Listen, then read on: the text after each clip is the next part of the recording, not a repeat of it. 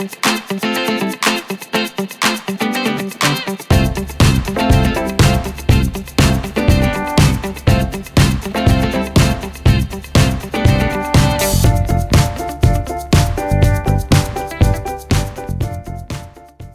and welcome to another Tabitha's Glass Emporium YouTube video. Today I wanted to show you my rainbow cane fishes.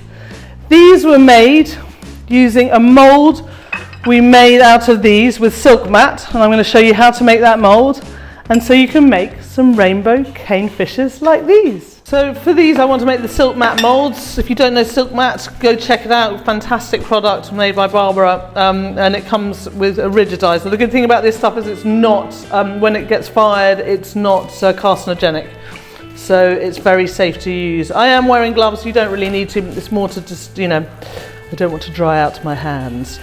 But you can see I'm just pouring the rigidizer on and kind of massaging it in. Now I like to get it really well saturated because it's then gonna be easier to shape.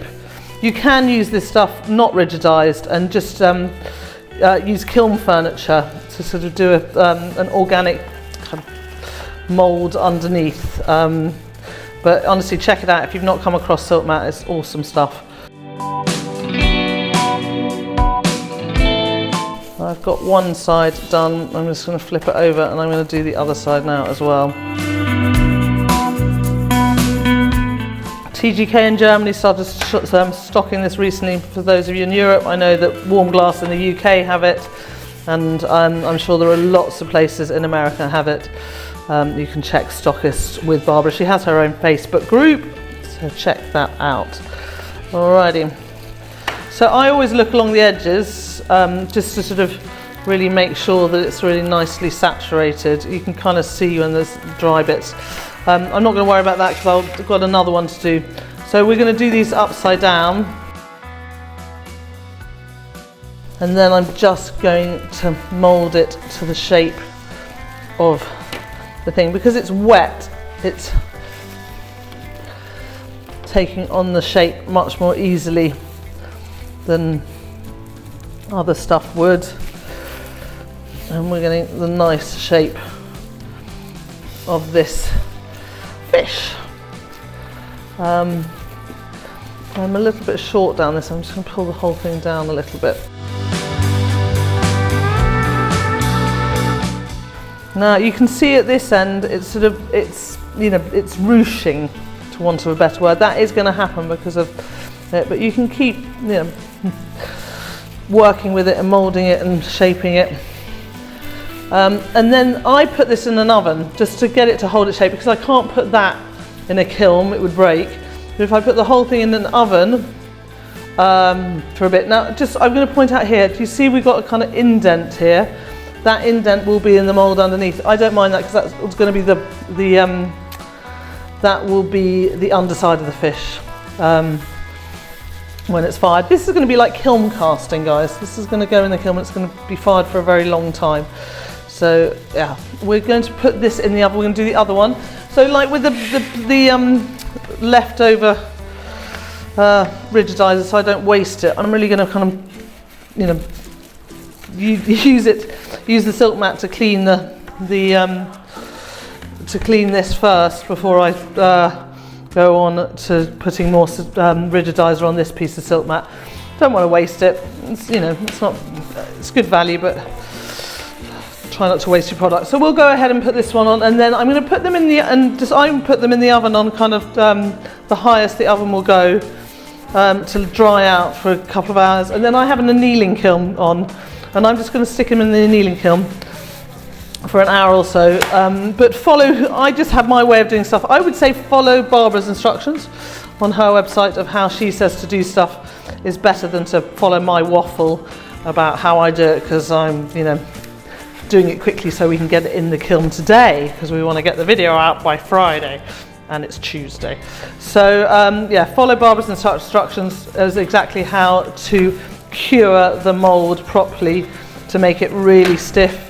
But for myself, I'm just going to put it in the oven for an hour or so, just to get it really dry, and then in a kiln for an hour. So these are out of the oven, they're nicely dried. I think they'd be fine to use like this, but I am just going to stick them in this kiln for a little bit to let them just cook a bit more. Just going to add a layer of kiln wash onto them. Someone's done up the kiln wash. I think they've done it a bit too thick. SilkeMat doesn't necessarily need kiln washing, but it just, for me, it's about the surface.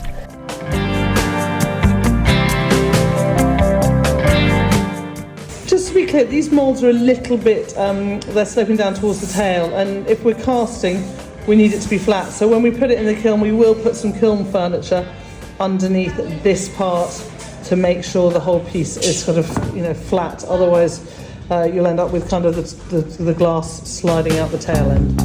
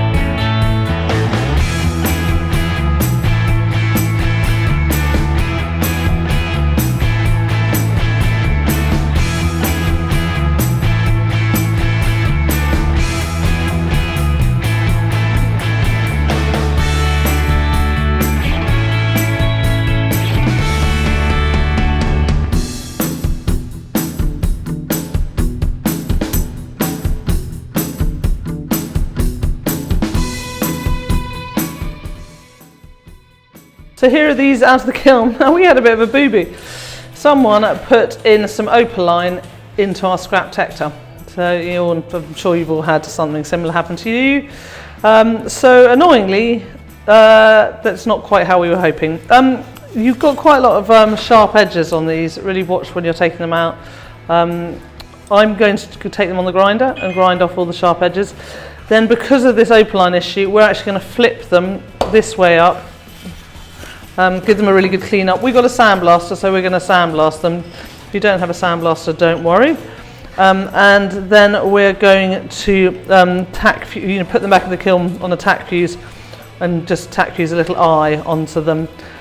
So you're along with us for this journey of discovering how to not do glass but make it pretty in the end.